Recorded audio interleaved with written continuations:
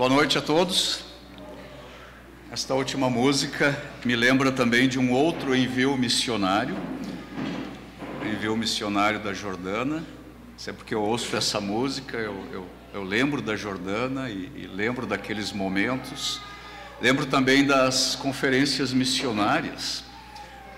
Esta música sempre era uma música presente nas conferências missionárias. E ontem, naquele culto de envio, nós tínhamos quase uma movimentação de uma conferência missionária. Então, quero agradecer muito a toda a igreja aqui, Bereia. Tinha muitas partes aquele culto de ontem, e tinham várias pessoas trabalhando para tudo poder acontecer como aconteceu. Então, obrigado pelo seu esforço, pela sua contribuição, pela forma como você pôde ajudar. Foi realmente uma bênção. Eu creio que a família Nascimento ficou encorajada, ficou alegre, ficou feliz, né, com tudo aquilo que aconteceu ontem à noite. Nós, como igreja, também ficamos contentes, né, de participar disso. E como foi referido, né, nós somos uma igreja pequena, mas nós temos aí participado de grandes feitos que o Senhor tem feito aqui na vida da Bereia, e ontem foi mais um desses, né, importantes. Então, o envio missionário aí da família. E pensando, talvez de um ponto de vista, né, daquilo que nós temos experimentado nesses últimos meses, a saída do Mateus e da Bruna, né, no início do ano, Nicole também saiu, agora o Rômulo e a Tati, a família, a gente pode ficar um pouco triste, né, pelo fato de que irmãos estão saindo, mas no caso aqui da Bereia estão saindo, né, com a direção de Deus, com a bênção de Deus. Deus está recrutando aqui do nosso meio, né, que somos tão poucos, mas Deus está recrutando aqui do nosso meio trabalhadores para a sua seara. E assim nós estamos participando aí da obra de Deus em vários pontos, em várias frentes. Mas talvez, vendo essa movimentação, a gente precise também de um conforto de Deus, de um consolo de Deus, para nós que ficamos aqui, tendo em vista os desafios que nós temos como igreja, né, que estão diante de nós no horizonte. E pensando nisso, eu queria que você abrisse então a sua Bíblia aí, no livro de Isaías, capítulo 40. Isaías capítulo 40. E nós vamos ler então hoje os versículos 12 a 17. E o objetivo dessa exposição é sermos confortados através da palavra de Deus, reconhecendo quem Deus é, conforme Ele é revelado nesta porção aqui da palavra de Deus. Isaías 40, começando no versículo 12, nós vamos até o versículo 17. Eu estou aqui com a versão revista e atualizada. Quem na concha de sua mão mediu as águas e tomou a medida dos céus a palmos? Quem recolheu na terça parte de um éfa o pó da terra e pesou os montes em romana e os outeiros em balança de precisão? Quem guiou o Espírito do Senhor, ou como seu conselheiro o ensinou? Com quem tomou ele conselho para que lhe desse compreensão? Quem o instruiu na vereda do juízo e lhe ensinou sabedoria e lhe mostrou o caminho de entendimento? Eis que as nações são consideradas por ele como um pingo que cai de um balde e como um grão de pó na balança. As ilhas são como pó fino que se levanta. Nem todo o Líbano basta para queimar, nem os seus animais para um holocausto. Todas as nações são perante ele como coisa que não é nada, ele as considera menos do que nada, como um vácuo.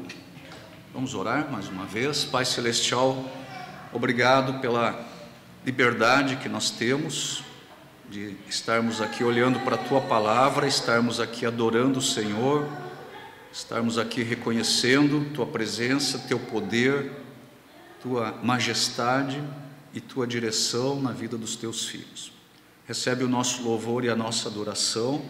E agora, Senhor, ao contemplarmos a Tua Santa Palavra, abre o nosso entendimento, abre o nosso coração, desvia as preocupações, Senhor, e tudo aquilo que pode ser foco de desatenção em relação à Tua Palavra e leva o nosso coração a considerar aquilo que o Senhor tem a falar conosco nessa noite por intermédio deste texto da Tua Santa Palavra.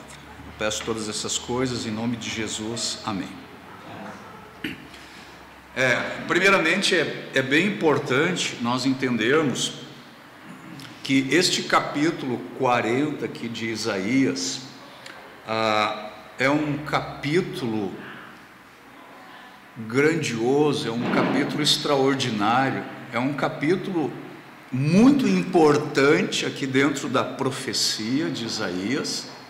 Começa aqui um novo momento aqui dentro da profecia, é um capítulo de transição, é muito importante, e é importante a gente saber também que essas palavras aqui deste capítulo, e essas palavras que se estendem aí até o final do livro, até o capítulo 66, essas palavras originalmente, elas foram enviadas, elas foram escritas para um povo desterrado, um povo desmoralizado, um povo que havia sido conquistado, um povo que estava desarraigado da sua terra natal e tinha sido deportado para o cativeiro. Eles estavam no exílio, eles estavam lá na Babilônia, e naquelas circunstâncias do povo, havia muitas razões concretas para a ansiedade, para a preocupação, para o abatimento, para a depressão. Havia um julgamento divino que fora prometido, que cairia sobre eles por causa da desobediência deles, e este julgamento, ele havia chegado, enfim, e agora eles estavam cativos lá na Babilônia, a cidade dos seus pais, a cidade natal dos seus próprios filhos, isso aí tudo estava em ruína, tudo destruído, lá em Jerusalém. O local de adoração, aquele templo que foi construído por Salomão, o templo mais glorioso que houve até hoje lá em Israel, ele não estava mais em pé, havia sido destruído. E aquelas promessas de que um dia todas as nações da terra viriam e adorariam aí perante o Senhor, lá no Monte Sião, parecia não ser mais um sonho razoável. Não havia mais perspectiva de que isso pudesse acontecer. Eles estavam escravos na Babilônia. Então Israel, nesse momento aqui, ele estava em grande necessidade de consolo, de conforto, precisava de esperança,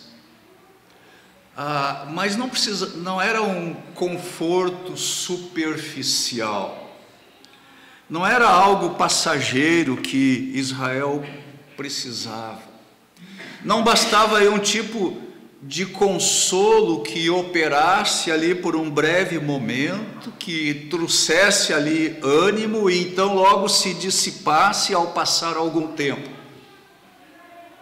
Eles tinham chegado no cativeiro, eles iam passar quantos anos lá? 70 anos. Eles precisavam de um consolo forte. Eles precisavam de um consolo duradouro.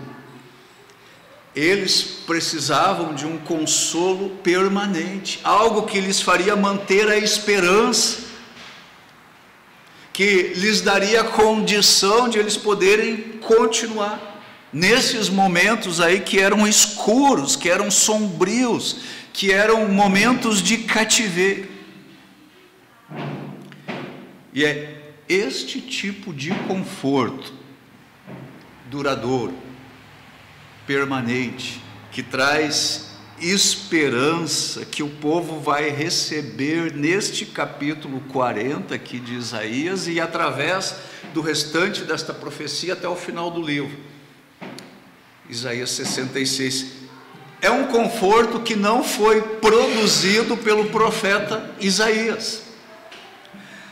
É um conforto que não foi oferecido como aqueles falsos profetas que são mencionados lá na profecia de Jeremias, capítulo 6, aqueles profetas que procuravam curar a ferida do povo de Israel, mas que faziam isso superficialmente. Diz lá o profeta Jeremias, dizendo para o povo: paz, paz, quando não havia paz. Este conforto, que nós vamos examinar parte dele aqui nessa noite, é um conforto que o próprio Deus está providenciando. Então ele é um conforto permanente, ele é um conforto abrangente, e ele é um conforto eficaz.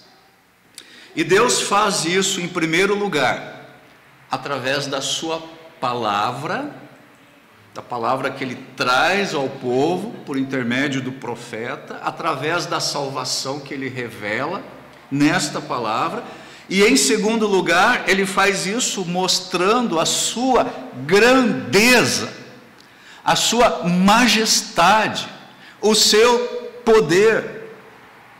Deixa eu perguntar uma coisa: nesses momentos de escuridão, nesses momentos de abatimento, nesses momentos de dificuldade, faz bem para você receber uma compreensão do quanto o seu Deus é poderoso, do quanto o seu Deus controla todas as coisas, do quanto o seu Deus é grandiosamente sábio e poderoso. Ajuda você a ter essa compreensão acerca do Deus que você serve. Então é isso que Deus está fazendo aqui. Nós sabemos que quando o Messias voltar, na sua segunda vinda, ele vai lidar com o seu povo. Naquele dia ele vai se voltar para o seu povo aí, ele vai estar com os seus braços estendidos para dominar, para recompensar, para manifestar o seu cuidado, e naquele dia, para o seu povo, vai ser um dia de intensa alegria, por estar ali na presença do Messias. Que dia maravilhoso de conforto vai ser esse para o povo de Deus, para quem essas promessas aqui estão sendo feitas. Agora, irmãos, isso é algo que todo cristão tem, e que todo cristão pode antecipar. Então agora tem algo que diz respeito a nós. Neste meio tempo, enquanto nós estamos aí caminhando em direção à nossa pátria celestial, enquanto nós estamos aqui nesta peregrinação, muitas vezes andando aí pelo deserto, muitas vezes nos sentindo prisioneiros, onde eu e você, crentes da igreja, onde nós podemos encontrar consolo para estes momentos, onde nós podemos encontrar conforto. O que pode ser a nossa esperança? O que pode nos deixar calmos e tranquilos neste mundo? A resposta nós podemos encontrar num versículo que nós não lemos aqui, versículo 9, quando Jerusalém, portadora de boas novas, ela recebe a instrução de subir aí para um alto monte e levantar a sua voz poderosamente e proclamar para as cidades de Judá o quê? Eis, aí está o vosso Deus. E a minha proposta, de acordo com a minha compreensão desta passagem, é que Deus é o nosso consolo neste mundo. E não somente por aquilo que Ele tem feito, mas também por causa das bênçãos que Ele nos concede. E isso aqui, meus irmãos, não se trata aí de uma teologia tola que diz nunca, jamais algo de ruim vai nos acontecer. Mas o próprio Deus, Ele é o nosso refúgio, Ele é a nossa fortaleza, Ele é um auxílio bem presente em momentos de angústia. E diz o salmista, mesmo que a terra mude, mesmo que se abalem os montes e eles sejam lançados ao mar, aquele que crê no Senhor não vai temer, não temerá, porque Deus é o nosso refúgio. E isso é tanto verdade para nós, como também foi para Moisés, quando ele lembrou os hebreus, antes que eles entrassem na terra prometida. Ele disse as seguintes palavras, Deuteronômio, capítulo 33, versículos 26 e 27. Deuteronômio 33, 26 e 27. Olhe o que Moisés fala aqui para o povo. Ele diz, não há outro, ó amado, semelhante a Deus, que cavalgas sobre os céus para a tua ajuda, e com a sua alteza sobre as nuvens.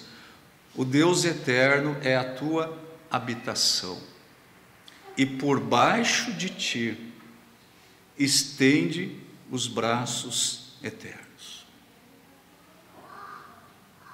O problema de muitos cristãos hoje é que eles não conhecem Deus suficientemente como Deus é revelado na sua própria palavra. Muitos crentes hoje só têm uma experiência emocional com Deus, não conhecem a Deus conforme Ele se revela na sua palavra, e por causa disso não conseguem confiar em Deus conforme tudo aquilo que é revelado sobre Deus na sua palavra. A igreja contemporânea, ela tem negligenciado o caráter de Deus em nossos dias. E hoje, quando nós mencionamos o nome de Deus, qual é o impacto que isso causa no mundo? Isso causa pouco, talvez nenhum impacto. Isso não inspira muita reverência em nossos corações. Não encoraja tanto a nossa fé, não nos dá tanto encorajamento aí nas adversidades da vida. O nosso conceito de Deus, ele tem sido esvaziado de uma compreensão de quem Ele é, dos seus atributos, aquele conhecimento verdadeiro de Deus que tem dado força à igreja ao longo de toda a história da igreja, tantas vezes no passado, diante dos sofrimentos, diante da perseguição, no meio da incerteza. Tem sido muito superficial na compreensão de quem Deus é. Quando nós olhamos os diversos sofrimentos que irmãos ao longo de toda a história da igreja têm passado, E muitos deles têm permanecido firmes na fé e louvando ao Senhor. Ao olharmos a sua história, nós conseguimos compreender que eles conheciam verdadeiramente o seu Deus. E por causa disso, eles podiam se tornar firmes na sua experiência. Eles não estavam aí desmaiando nos seus corações, mas eles estavam olhando para o Senhor. Eles tinham uma compreensão muito profunda de quem Deus é. E sem que você fique desatento agora, com todo esse barulho, a pergunta, enquanto vai passar esse carro de som, a pergunta que eu quero que você esteja fazendo para você neste momento é: quem é Deus para você? Vamos deixar essa carreata passar.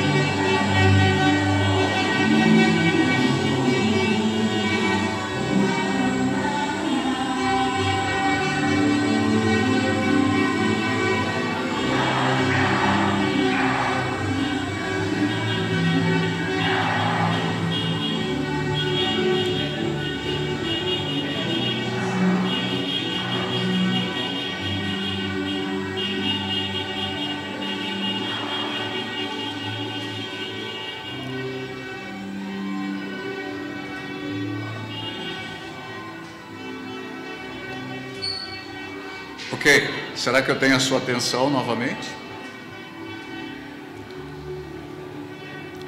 Quem é Deus para você? Quem é Deus para você? Parece uma pergunta tão simples, não é? Mas essa pergunta é uma pergunta muito importante. Ela é uma pergunta profunda. E na resposta a esta pergunta está a resposta e a solução para todo o problema que nós podemos enfrentar. A resposta a esta pergunta, quem é Deus, é a resposta que eu e você precisamos para todo e qualquer problema que nós possamos enfrentar. O problema do nosso pecado, o problema da morte, o problema de tudo aquilo que se levanta em nossa vida. Quem é Deus? Mas não é aquilo que eu e você achamos que Deus é. Quem é Deus conforme Ele se revela na sua palavra? Deus é um Espírito infinito, eterno, imutável em seu ser, em sua sabedoria, em seu poder, em sua santidade, em sua justiça, em sua bondade e verdade. E na resposta a esta pergunta, nós encontramos tudo aquilo que as nossas almas precisam para ter consolo. E são passagens como estas aqui de Isaías 40 que nós precisamos contemplar, que eu e você precisamos meditar e voltar a passagens assim frequentemente, se nós vamos encontrar este consolo neste mundo. Então, com tudo isso em mente, há 3 coisas sobre este Deus, que é o nosso conforto, que nós queremos tirar hoje o tempo para considerar. Em primeiro lugar, nós percebemos que não há limites em seu ser e em seu poder. Vamos olhar novamente o versículo 12, Isaías 40, 12. Quem na concha de sua mão mediu as águas e tomou a medida dos céus a palmos? Quem recolheu na terça parte de um efa o pó da terra e pesou os montes em romana e os outeiros em balança de precisão? A primeira coisa que salta aqui à vista é o quê? É a imensidão de Deus em comparação à sua criação. Deus está acima desta criação. Ele vê e olha para esta criação toda, para este universo numa escala totalmente diferente da escala que nós percebemos este mundo e da forma como nós interagimos com este mundo, com este universo. As coisas que para nós parecem vastas, insondáveis, imensas, incalculáveis, sabe como Deus considera todas essas coisas? Insignificantes, em comparação aí consigo próprio. Ao lado de Deus, ou em comparação com Deus, todos os oceanos combinados aqui deste planeta, todas as montanhas empilhadas umas em cima das outras, elas não são para Deus absolutamente nada. Todas essas coisas comparadas com a grandeza de Deus são consideradas por Ele absolutamente insignificantes. O profeta Jeremias nos diz lá em Jeremias 23, 24, Jeremias 23, 24, diz o seguinte: ocultar-se-ia alguém em esconderijos, de modo que eu não o veja, diz o Senhor. Porventura, não encho eu os céus e a terra, diz o Senhor. E aí no texto de Isaías, somos lembrados que perante Ele, todos os habitantes da terra são reputados como nada. Mas notem que não é só o ser de Deus que está além de qualquer comparação, isso também é verdade sobre o seu poder. Ele não é somente infinito em relação à sua criação, mas também nós percebemos que Ele é todo poderoso em relação à criação. E é dito aí no texto: quem na concha de sua mão mediu as águas. Agora, essa pergunta aqui nós sabemos, isso é uma pergunta retórica. Nós sabemos a resposta mesmo antes que ela nos seja dada. E a resposta é que somente Deus é capaz de algo assim tão magnífico. E é dito aqui que Ele tem demarcado os céus a palmos. Já pensou? Aquilo que os homens têm levado centenas de anos, e de acordo com a heresia da teoria da evolução, milhares, milhões de anos, aquilo que os homens têm levado tanto tempo para tentar entender um pouquinho. Deus mede com uma das menores formas de medida que nós encontramos na Bíblia, ou seja, a distância entre o dedo mindinho e a ponta do dedão, do polegar. É assim que Ele mede o universo, é assim que Ele mede os céus. Ele tem calculado o pó da terra, e Ele tem pesado os montes, diz aí o profeta, em uma balança de precisão. Então, o que os homens usam para determinar o peso aí dos objetos mais pequenininhos, Deus usa com a maior facilidade para pesar as formações de terra mais grandiosas deste planeta. Então esse é o nosso Deus, incomparável em poder, grande, majestoso.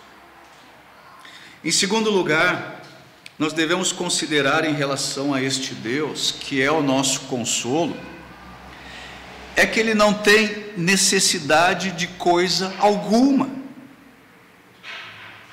Ele não precisa de conselho, ou que alguém lhe ensine. Vamos ler novamente os versos 13 e 14.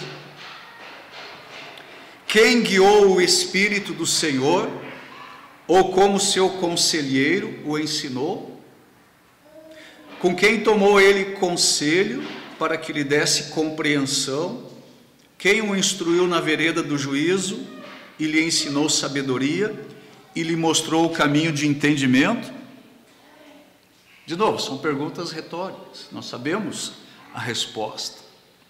O Deus que consola o seu povo, o Deus que consola o meu coração, a minha alma, o Deus que consola o seu coração, este Deus, Ele não precisa receber informações de nós sobre a melhor forma em que talvez Ele possa levar em frente o seu plano, ou como as coisas podem ser realizadas aí para o nosso bem da forma mais sábia. Eu penso que às vezes isso deve ser muito irritante para Deus, quando nós queremos dizer para Deus como Ele deve fazer as coisas, quando nós achamos que nós sabemos melhor do que Deus. Ele é suficientemente sábio em si próprio. Deus é Ele quem traça todo o plano e o curso que as coisas devem seguir. Se você não souber isso, se você não concordar com isso, a sua vida vai ser miserável, porque você sempre vai querer dar uma mãozinha para Deus. Deus não precisa da nossa mãozinha, Ele é suficientemente sábio para determinar a forma através da qual o seu povo deve ser santificado, e a forma pela qual o seu próprio reino e a sua própria glória serão promovidos neste mundo, entre as nações. Sem nos tornarmos irresponsáveis, ou tolos, ou fatalísticos, eu espero que você tenha sabedoria para ouvir isso, nós devemos aceitar o fato de que as coisas são como são, e de que a providência de Deus, ela está se desenrolando, e nós devemos aprender a deixar isso sobre os ombros dEle, sobre a sua responsabilidade, sobre a responsabilidade de Deus. Meus irmãos, Deus é Deus, nós não somos Deus. Embora seja essa a grande tentação lá no Jardim do Éden. Qual foi a grande tentação? Se vocês comerem deste fruto, vocês serão semelhantes a Deus. Que mentira! Que custou a desgraça do homem e a sua expulsão do paraíso. Nós não somos Deus. E as nossas aflições, ansiedades, angústias, muitas vezes decorrem deste fato que nós queremos ser Deus. Então nós queremos reinar, nós queremos governar, nós queremos determinar, nós queremos dizer como as coisas precisam ser na nossa vida, na vida dos outros. Cabe a Deus reinar, cabe a Deus governar, cabe a Deus determinar, e Ele faz isso de tal forma que é a sabedoria dEle, e não a nossa própria sabedoria, que é honrada como uma sabedoria perfeita. nós podemos depender dele, nós podemos saber que ele é totalmente digno de confiança, ele é justo em seu conhecimento, a compreensão de Deus é perfeita, ele é perfeito em conselho, e ele trabalha, e ele opera com excelência. E mais uma vez nós podemos confiar em Deus, no fato de que ele pode julgar por si próprio as formas como as coisas devem acontecer nas nossas vidas. Tem um texto lá em Lamentações de Jeremias que diz o seguinte: o jovem assente-se e fique em silêncio, porque este jugo Deus o colocou sobre ele. Mas tem um outro texto lá de Davi, onde Davi diz o seguinte: o Senhor realizará tudo aquilo que diz respeito a mim. Então deixa ele realizar, não atrapalhe ele, não tente dizer para ele como ele deve fazer, deixe o Senhor realizar tudo aquilo que ele quer realizar a seu respeito.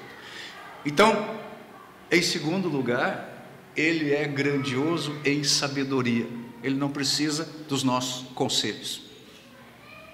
Terceira coisa que nós precisamos pensar sobre este Deus, que é o nosso consolo, é que Deus não depende de ninguém para a sua própria glória. Olha os versículos 15, 16 e 17. Eis que as nações são consideradas por ele como um pingo que cai de um balde e como um grão de pó na balança. As ilhas são como pó fino que se levanta. Nem todo o Líbano basta para queimar, nem seus animais para um holocausto. Todas as nações perante ele, todas as nações são perante ele como coisa que não é nada. Ele as considera menos do que nada, como um vácuo. Então, quando nós lemos isso é um tapa na nossa cara, dada com uma luva cheia de pedras.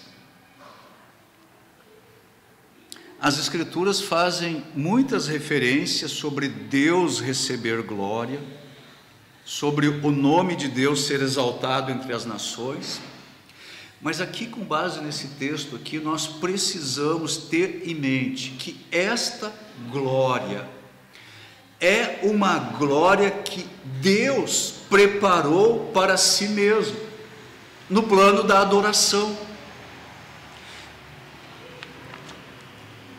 Você acha que Deus já não era glorioso antes de a humanidade vir à existência? Deus já era glorioso antes de ele ter criado o mundo. Deus já era glorioso antes de ter criado a humanidade. E nós lembramos lá das palavras de Paulo em Romanos: ele, através dele e para ele são todas as coisas, a ele pois a glória para todo o sempre. Romanos capítulo 11. Deus é infinitamente glorioso em si mesmo. E isso aí não depende de os homens adorarem a ele. No entanto, ele tem este propósito de trazer glória a si através da adoração que nós temos por ele. E aqui nós vemos uma coisa interessante no texto. Mesmo se todas as nações juntas, elas se reunissem para adorar a Deus, todas as nações, se o mundo natural, se a criação natural se pudesse se tornar aí uma espécie de templo, se unindo com todas as suas florestas e se tornassem, por assim dizer, um altar, e ali naquele altar todos os animais fossem sacrificados, diz o texto que nem mesmo assim a glória que os homens estariam rendendo a Deus estaria à altura daquilo que realmente Ele é digno de receber. Deus é glorioso muito além do que as nossas tentativas débeis de fazer alguma coisa para Ele podem demonstrar. Ele não depende de ninguém para dar a Ele aquilo que Ele já possui em si próprio. Ele é glorioso. Juntos, todos nós somos considerados como coisa que não é nada, insignificantes, como um vácuo. Mas eu estou falando aqui de conforto, né? Eu quero trazer o conforto que tem aqui nesta parte da palavra. Então, em princípio, isso pode não trazer muito conforto. Talvez pode gerar em nós uma expectativa contrária a isso, afinal nós queremos que a nossa adoração seja uma adoração agradável a Deus. Mas preste atenção, nós podemos ter conforto aqui pelo seguinte: quando nós reconhecemos que a glória de Deus não depende, em última análise, da imperfeição da nossa adoração, isso deve ser um grande conforto para as nossas almas, porque tudo o que nós podemos oferecer a Deus é imperfeito enquanto nós estamos neste mundo, e nós não vamos adorar a Deus com perfeição até que nós estejamos conformes à imagem de Jesus Cristo, até que nós compartilharemos da sua glória. Agora, aquilo que nós fazemos ou aquilo que nós deixamos de fazer neste mundo não pode acrescentar ou diminuir nada, absolutamente nada, a respeito de quem Deus é. Agora, isso aqui não é uma desculpa para a adoração leviana, aquela adoração que não dignifica a Deus. Nós sempre devemos obedecer à palavra de Deus, especialmente em matéria de adoração. Nós nunca podemos adorar a Deus do nosso próprio jeito, com o nosso estilo, com o nosso prazer, daquele jeito como nós gostamos de adorar, porque não se trata da forma como eu quero adorar a Deus. A questão é de que forma Deus quer ser adorado. Mas em última análise, a glória de Deus não depende da nossa adoração. Também nós precisamos lembrar que o objetivo das profecias nas Escrituras, assim como os vários tipos que nós encontramos no Antigo Testamento, os simbolismos, tudo isso é sempre no sentido de tirar as nossas mentes daquilo que é inferior e nos conduzir para aquilo que é superior. E o autor de Hebreus faz esse paralelo de uma forma muito bela. Quando os esforços combinados de todas as nações de adorar a Deus ainda seria uma tentativa muito aquém daquilo que Deus é digno de receber, nós cristãos devemos entender que nós só podemos adorar legitimamente, verdadeiramente, em nome daquele que governa sobre tudo, aquele cuja morte na cruz foi um sacrifício ainda maior do que todos os animais do Líbano, e cuja obra completa nos permite que nós nos apresentemos a Deus, diante de Deus, santos, inculpáveis.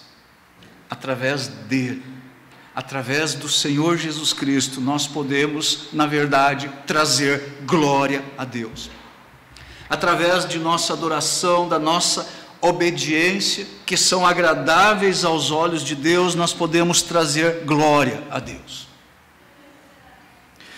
E é algo realmente muito espantoso que nós somos pecadores, mas pela graça de Deus, por causa da justificação que nós recebemos pela fé em Cristo, por causa disso, nós podemos fazer alguma coisa que realmente seja agradável aos olhos de Deus. Como nos diz aí o autor de Hebreus, Hebreus capítulo 13, versículos 15 e 16. Hebreus 13, 15 e 16. Por meio de Jesus, pois, ofereçamos a Deus sempre sacrifícios de louvor, que é o fruto de lábios que confessam o seu nome. Não negligencieis igualmente a prática do bem e a mútua cooperação, pois com tais sacrifícios Deus se compraz.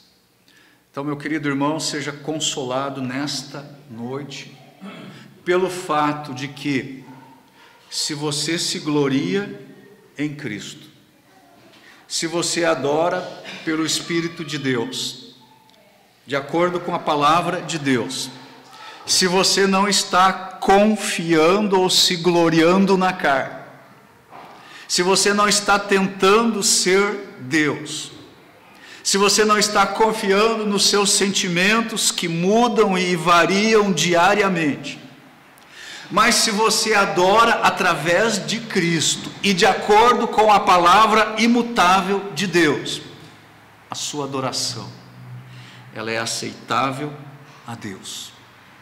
E tenha em mente o seguinte: Deus é mais glorificado pela simplicidade da nossa fé e da nossa obediência, do que através de todas as coisas grandiosas, volumosas, extravagantes, que tantas pessoas estão fazendo e que estão chamando isso de louvor. Nós precisamos da ajuda de Deus, para que nós possamos nos escorar totalmente em sua palavra, e sermos confortados plenamente por ela. E nós precisamos de Deus para que Ele seja propriamente o nosso consolo. E quando Deus é o nosso consolo, as lutas podem estar sendo intensas do lado de fora, lutas do lado de fora, batalhas, mas do lado de dentro, paz, do lado de dentro, alegria, do lado de dentro, aquela confiança plena de que Deus está realizando todos os seus propósitos. Que seja assim nas nossas vidas. Amém. Vamos orar. Pai, obrigado pela Tua palavra, que nos constrange, que fala aos nossos corações, que mostra, Senhor, as nossas fraquezas. Nós reconhecemos, Senhor, o quanto nós precisamos da Tua misericórdia, Tua compaixão. E, Senhor, eu peço, Senhor, pela minha vida, pelos meus irmãos, que esta palavra penetre nos nossos corações, trazendo, Senhor, todo aquele conforto, consolo,